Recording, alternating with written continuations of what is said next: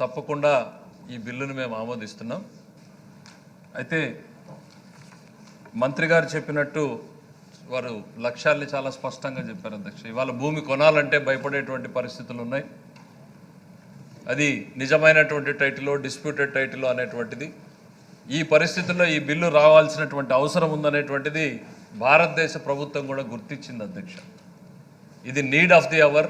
Land title క్లియర్గా పెట్టకపోతే problem అవుతుంది అనేటువంటి ఉద్దేశంతో భారత ప్రభుత్వం కూడా నేషనల్ ల్యాండ్ రికార్డ్స్ మోడర్నైజేషన్ అనేటువంటి స్కీమ్ని ప్రారంభించి అన్ని రాష్ట్రాలని కూడా దీన్ని ఇంప్లిమెంట్ చేయమని చెప్పి కోరడం జరిగింది అధ్యక్ష. కర్ణాటకలో భూమి పేరుతో ఈ ప్రాజెక్ట్ ఇప్పుడే ఇంప్లిమెంటేషన్లో ఉంది అధ్యక్ష.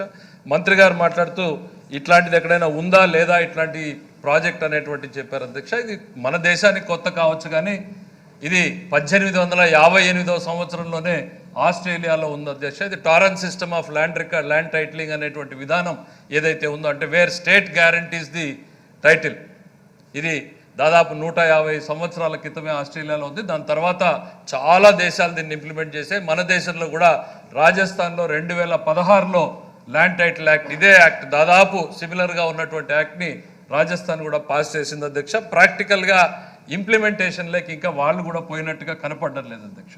ఆశయాలు మాత్రం చాలా గొప్ప ఆశయాలు అధ్యక్ష. ఆచరణలో ఈ ప్రభుత్వం కాదు అధ్యక్ష, ఎవరు చేపట్టినా కూడా చాలా సమస్యలతో కూడుకున్నటువంటిది, చాలా కాంప్లికేషన్తో కూడుకున్నటువంటిది. అనేక చిక్కుల్ని తొలగించే ముందు ఈ ప్రభుత్వానికి చాలా టైం కూడా పడుతుంది అధ్యక్ష. దాంట్లో ఏమాత్రం కూడా అనుమానం లేదు. బట్ ఇది ఒక పాజిటివ్ హోప్గానే చూడాల్సినటువంటి తరుణం. ఒక పేద రైతుకో, ఒక సామాన్య కుటుంబీకుడికో ఒక క్లియర్ టైటిల్ తన దగ్గర డబ్బు ఉంటే నిర్భయంగా వెళ్ళి కొనేటువంటి పరిస్థితిని కనిపించే దిశగా ఈ బిల్ అనేటువంటిది భవిష్యత్తులో ఉపయోగపడుతుంది. ఇది 2 ఏళ్లలో అవుతుందా, 4 ఏళ్ళు పడుతుందా, 5 ఏళ్ళు పడుతుందా అనేటువంటిది పక్కన పెడితే తప్పకుండా ఇది ఒక పాజిటివ్ డైరెక్షన్లో వెళ్ళేటువంటి బిల్ అనేటువంటిది ఈ సందర్భంగా గుర్తు చేస్తుంది అధ్యక్ష. పత్రికల్లో కూడా చాలా చూశాను అధ్యక్ష ఈ ల్యాండ్ టైటిలింగ్. ఈ ల్యాండ్ టైటిల్ చేయడానికి ముందు ఏం చేయాలి అధ్యక్ష, మనం సర్వేకి వెళ్ళాలి. సర్వే కూడా పెద్ద ఎత్తున ప్రభుత్వం చేసే ఆలోచనలో ఉంది అనేటువంటిది కూడా నేను చూశాను అధ్యక్ష. చాలా మ్యామోత్ ఎక్సర్సైజ్ అధ్యక్ష.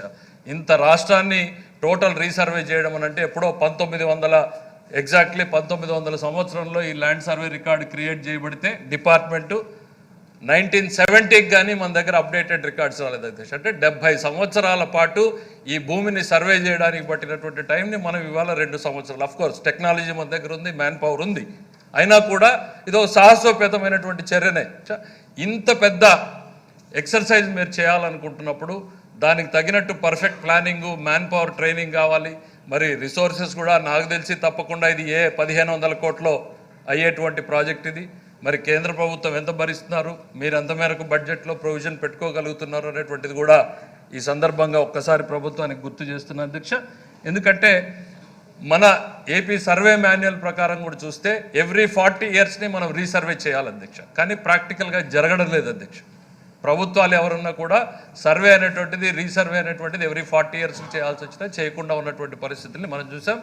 ఇవాళ ఇదొక వన్ టైం యాక్టివిటీ చేయడం అనేటువంటిది డెఫినెట్లీ ప్రభుత్వానికి కానీ, ప్రజలకు కానీ, రాబోయేటువంటి ఇండస్ట్రియలిస్టులకు కానీ ప్రతి ఒక్కరికి కూడా ఇది ఉపయోగపడేటువంటి చర్య అనేటువంటిది గుర్తు చేస్తూ, మీరు ల్యాండ్ బౌండరీస్ ఏవైతే సర్వే చేస్తారో డిజిటల్గా మెయింటైన్ చేస్తామంటున్నారు. అంటే లాంగిట్యూడు, లాటిట్యూడు, ఫిజికల్గా రాళ్ళు పాతాల్సినటువంటి సిద్ధాంతంలో వెళ్తేనే పల్లెల్లో ఉన్నటువంటి రైతాంగానికి ఒక కంఫర్ట్ ఉంటుంది.